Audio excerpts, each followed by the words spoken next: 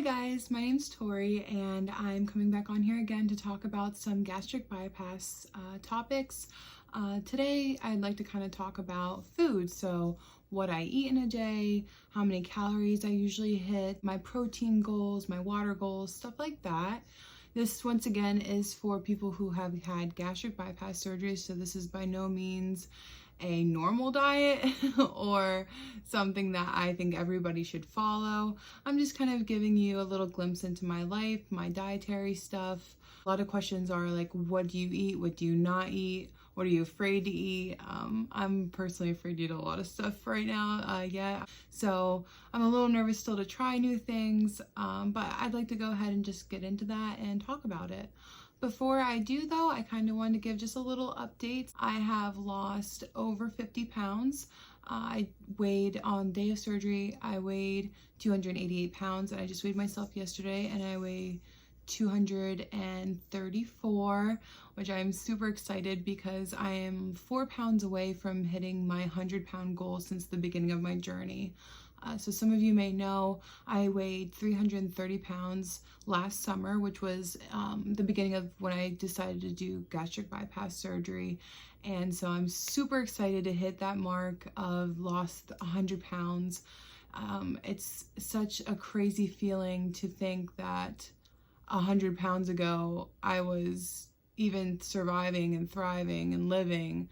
I just feel so blessed for my tool, and I feel so blessed to have the opportunity to have a second life. So I'm very excited to hit that goal, and I'm excited to surpass it and keep moving forward.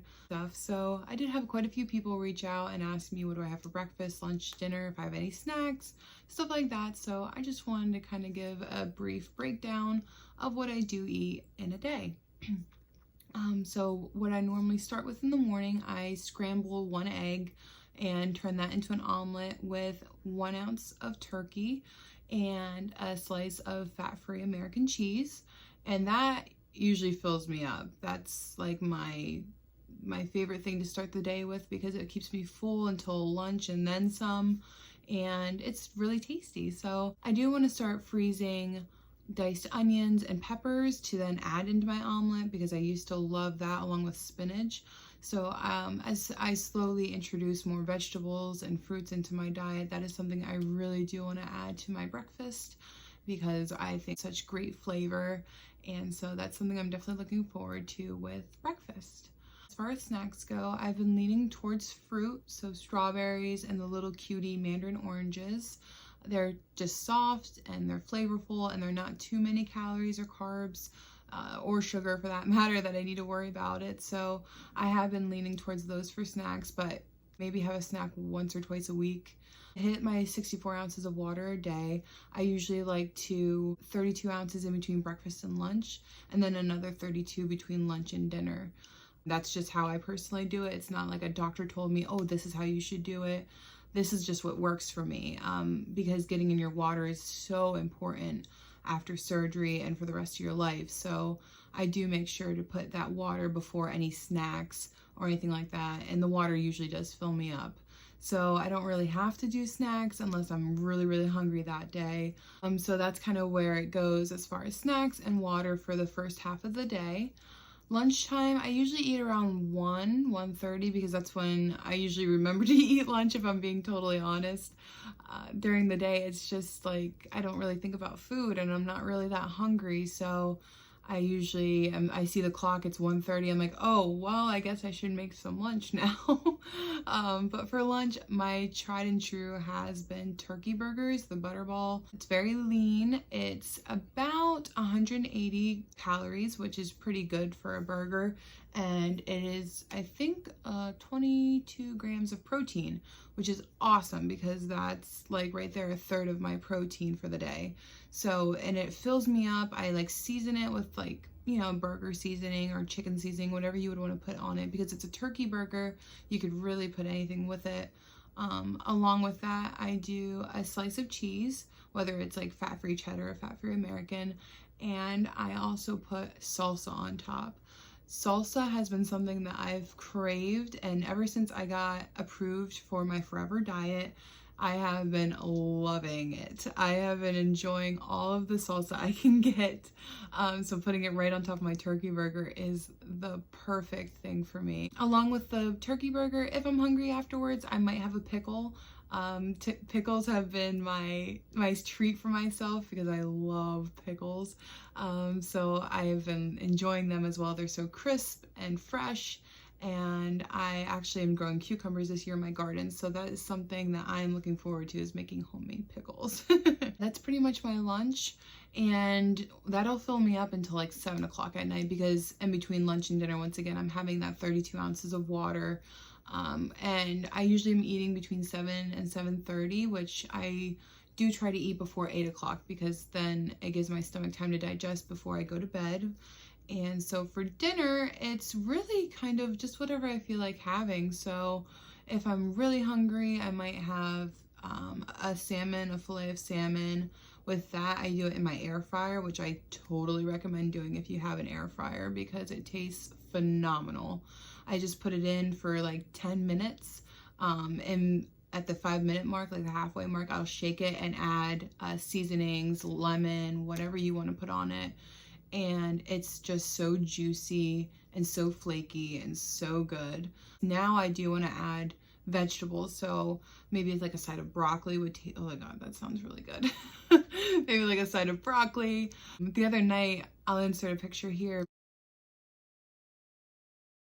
but the other night I had tried something I found on Pinterest. It was a tuna melt, but the tuna was mixed with light mayo.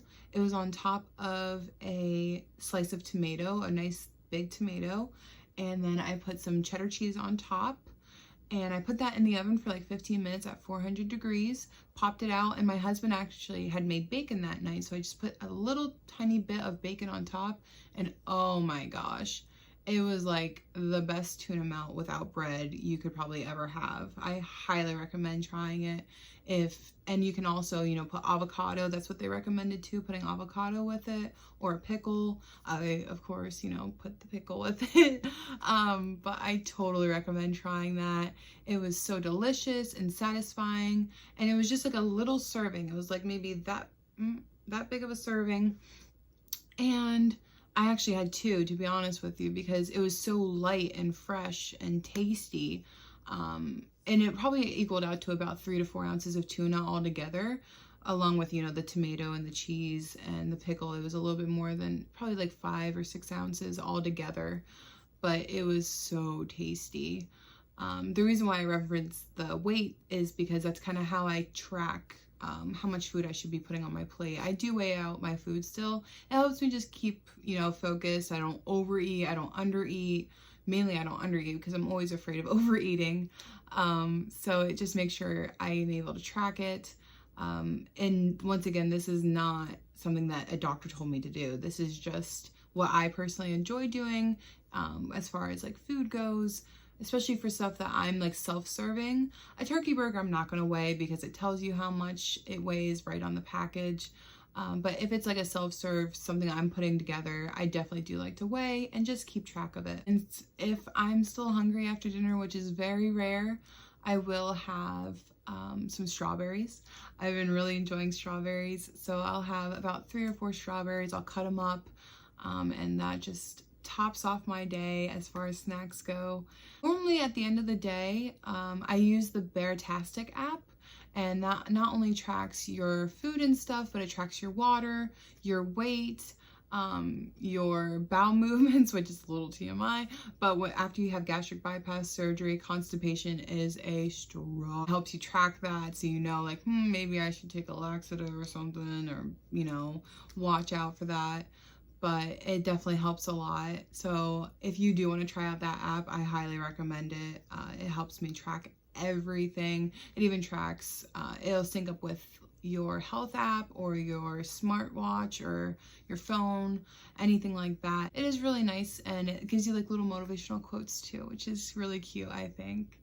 But yeah, I normally end up with like 600 to 700 calories at the end of the day. It depends on what I eat, how much I eat. And once again, this is not a diet for everybody. This is just me personally after gastric bypass surgery.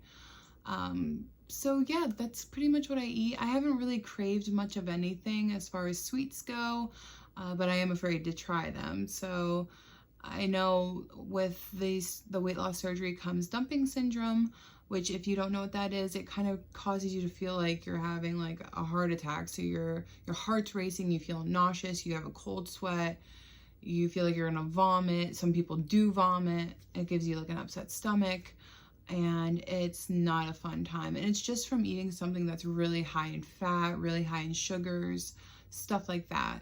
So I do try to avoid that at all costs. I'm very mindful of the fat and the sugar that's in food, so I can help prevent that. I think I witnessed it once. I tried doing ground turkey meat with some soy sauce that my husband kind of cooked up. And I just had that. And I think the soy sauce did something to me. It's not high in sugar, very high in sodium, but I had to go lay down right away. My stomach was very upset. I felt like really faint. I had like cold sweats.